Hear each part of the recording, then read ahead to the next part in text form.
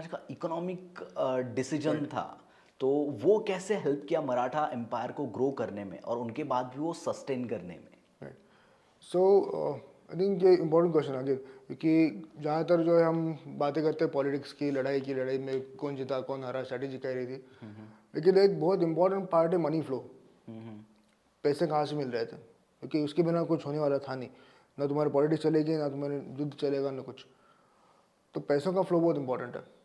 और along with that मैं भी कहना चाहूँगा कि इकोनॉमिक्स का अगेन तुम्हारा जो स्वराज्य स्थापन किया था वो इकोनॉमिक के हिसाब से कैसे इंपॉर्टेंट था, उन्होंने ऐसे क्या किया था जो कि इकोनॉमिक्स के से इम्पोर्टेंस दिखता है। अभी कुछ चीज़ें you should keep in mind some things. एक तो क्या है कि उस ज़माने में दरबार में तुम्हारे प्राइसेस डिसाइड होती थी, चीज़ों के दाम। आज जैसे 50 चीज़ें मिलती नहीं थी मार्केट में, तभी गिने चुनी चीज़ें थी। कपड़े का दाम, आटे का दाम कितना था, दूसरा कुछ होगा चीनी का, शुगर, व्हीट, क्लॉथ, गिने चुने 10-12 चीज़ें थी। और इनके जो प्राइसेस हैं वो दरबार में डिसाइड होती थी, यानी कि दिल्ली में या फिर आगरा में या फिर बीजापुर में या फिर गोलकोंडा में शासक जो है वो इनके दाम डिसाइड करता था। किस हाँ, बेसिस पे ये डिसाइड होते थे? ये कई सारी चीज़ें थी।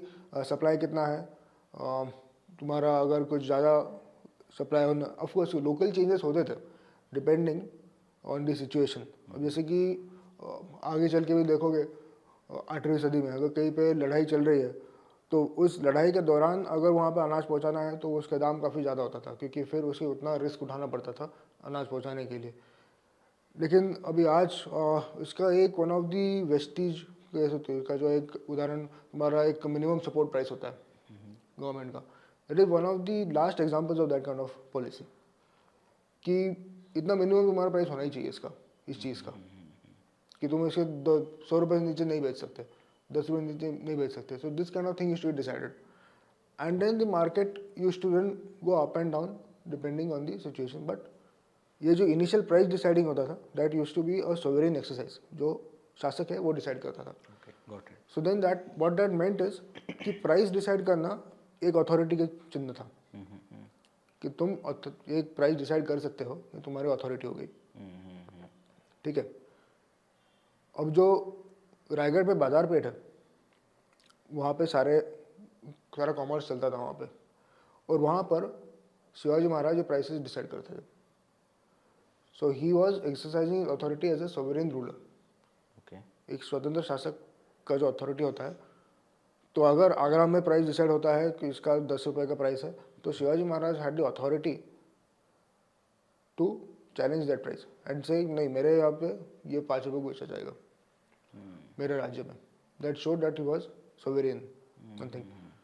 दूसरी बात क्या है, और ये सिर्फ शिवाजी महाराज के टाइम नहीं, उससे पहले भी उसके बाद में भी जो करेंसी है, सिक्के, ये करेंसी खुद के नाम की करेंसी होना, सिक्के होना was a sign of again sovereignty, to show कि हम एक स्वतंत्र शासक है।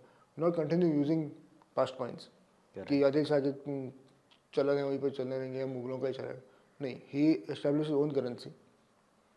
उस पर देवनागरी में श्री शिव छत्रपति लिखा है। अभी भी will find lot of coins are existing of his time.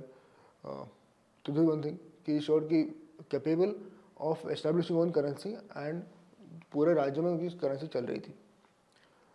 तो ये भी एक स्वराज्य का ही हिस्सा था कि जो मुगलों के सिक्के थे वो नहीं चल रहे थे, इनके चल रहे थे। One thing. अब तुम्हारा ये तो हो गया प्राइसेस करेंसी का। Then of course you had चौथाई जो टैक्सेशन था। So he had a taxation policy in place. Chauth correct होता 25% टैक्स था। So again only if you are ruling over part you can collect tax, obvious. Correct. तो taxation, the right to taxation obviously ये भी था कि was right to rule. अगर तुम किसी जगह का टैक्स कर सकते हो, it means you are more और less in control of that place. बाकी सब होगा नहीं होगा, which is why your diwani rights जो English got in plus a very important, ये टैक्सेशन राइट्स है। और बाकी कुछ मिले ना मिले, once you have taxation rights for a place, slowly you going to have the other rights also. Correct. तो ये टैक्सेशन था, lot of the money used to come through taxation. Now there were some things which set Chhatrapati Shivaji apart from Mughals Adil Shah का अलग थे। इनके शिवाजी महाराज के सैन्य में लूटमार बिल्कुल बंद थी, which was the part of warfare, कि जाओगे लूटोगे अनलेस यू ऑथोराइज द लूट, जैसे कि Surat, but Surat was a Mughal territory. Shivaji Maharaj वो वेरी पर्टिकुलर कि अगर लड़ाई करने जाओगे तो उस गांव को लूटना, वहाँ लोगों को मारना, खेत जलाना, ये सब कुछ नहीं होगा, ठीक है। इट इज़ सो पर्टिकुलर कि एक एडमिनिस्ट्रेशन पर की किताब है सुरेंद्र नाथ सेन की, कि सो पर्टिकुलर कि अगर सैन्य किसी गांव पर है, गांव में है, वहाँ पे सैन्य है, यू शुड टेक केयर कि वहाँ के खेत न जल जाए तुम्हारे हरकतों की वजह से। इट इज़ देयर फॉर्डर, ठीक है। और वो लूटना नहीं होगी, जो सोना लूट के आएगा वो सीधा गवर्नमेंट ट्रेजरी को जाएगा, it will not be distributed among the soldiers. और Shivaji Maharaj used to keep a salaried army, which is something we see today after 300-400 years. उनकी सोच इतनी ज़्यादा आगे थी, 300 ईयर्स अहेड ऑफ इस टाइम, कि जो आर्मी है वो सैलरी पे चलेगी। You should have payment scales, किसको कितना मिलेगा, स्मॉलेस्ट सोल्जर से लेके बड़े बड़े सरदार तक सारे पेमेंट थे। उसके आई थिंक तानाजी महाराज का कुछ 7,000 होंद की सैलरी थी तभी, just quite sufficient. Plus very importantly economic side पे जो सिविलियन अथॉरिटीज़ थे, they used to always be paid less than military authorities of equivalent rank.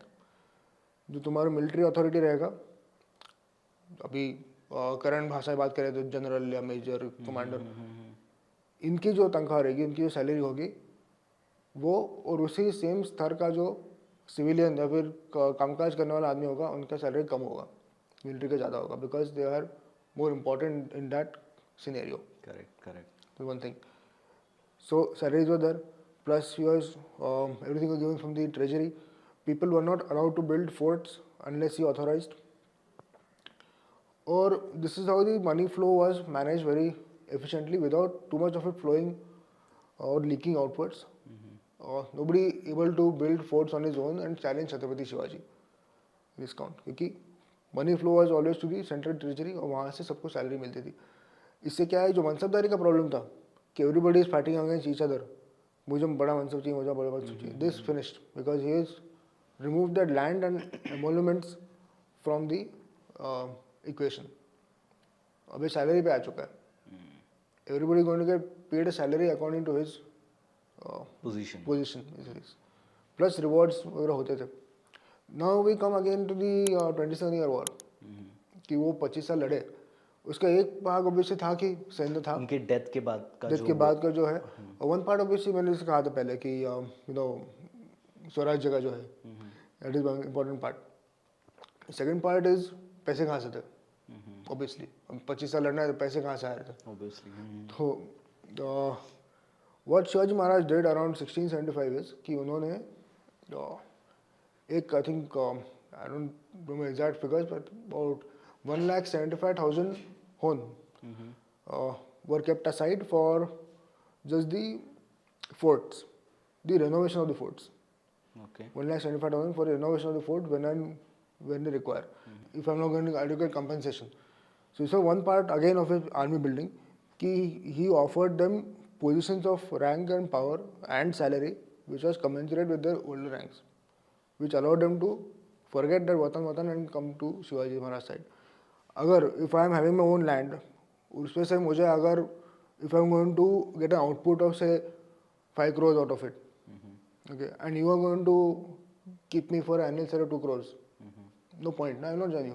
Correct. So Shivaji Maharaj saw to it that his army, ये जो उनकी सैन्य था, उनकी तनख्वाह हमेशा सबसे अच्छी थी, you are better sometimes than the Mughals for offering. Okay. He managed it by loot करके, सूरत से करके, and of course maintain a difference between military ranks and the civilian ranks, because he knew कि civilian ranks में से not so important, आपके military ranks more important at point of time. So this thing. Okay. So 1,75,000 was set aside, 1,75,000 होन जो है वो पहले से साइड में रख दिया था, और सारे गढ़ किलों को बांट दिया था कि लड़ाई होगी तभी वक्त नहीं मिलेगा कि वहाँ रायगढ़ जाओ, राजगढ़ जाओ, पैसे लेकर आओ। तभी तो सब सारा कैश इकोनॉमी ही था, right up to very recently सारा कैश था, तुम्हारे पास हाथ में जो कैश है वो है, apart from that there is no other way of getting money. Correct. तो ये सारे हर एक गढ़ किले का अलग अलग उन्होंने देखा था कौन से किले सबसे ज़्यादा महत्वपूर्ण है। तोरना, राजगढ़, सिंहगढ़ इनके याद ही है। चाहे तो वी कैन बाद में इंक्लूड कर सकते हो उनके पीछे एक पॉडकास्ट में कि जो ये 1,75,000 एंड 1,25,000 दो अलग 1,74,000 या 1,70,000? 75. So I'm not exactly sure about these values, but randomly I remember is 1,75,000, 1,25,000. Two values. One is for renovation of forts, इनकी सब देखभाल के लिए गढ़ किले की, और जो दूसरा क्वांटिटी है वो सैलरीज के लिए। उन गढ़ किले पे जो सैनिक लड़ेंगे उनकी तनख्वाह कहाँ से आएगी, तो वो सैलरीज देने के लिए। So that is what is visionary thinking was कि इतना 3 लाख खून तक का जो है कॉर्पस उन्होंने अलग साइड में रखा था कि आगे जब लड़ाई होगी तब अभी मैं इस किले पर हूँ, पैसे दूसरे किले पर है, I can go from here to that. Correct correct. तो तभी ये रिजर्व काम आएगा। So that is how much thinking in future कि आगे लड़ाई होगी जब ये गढ़ किले आइसोलेट हो जाएंगे, जब एक किले से दूसरे किले में मदद नहीं पहुंच पाएगी तब हम कैसे लड़ सकते हैं, तब पैसों की जरूरत पड़ेगी, रिनोवेशन करना पड़ेगा। That is where the money comes into picture. Okay okay okay. मतलब वो फ्यूचर विजन था कि फ्यूचर में क्या होने वाला है उसके लिए प्लानिंग करके रखे थे। कि how I going to survive after my death, how the empire will survive after his death, right.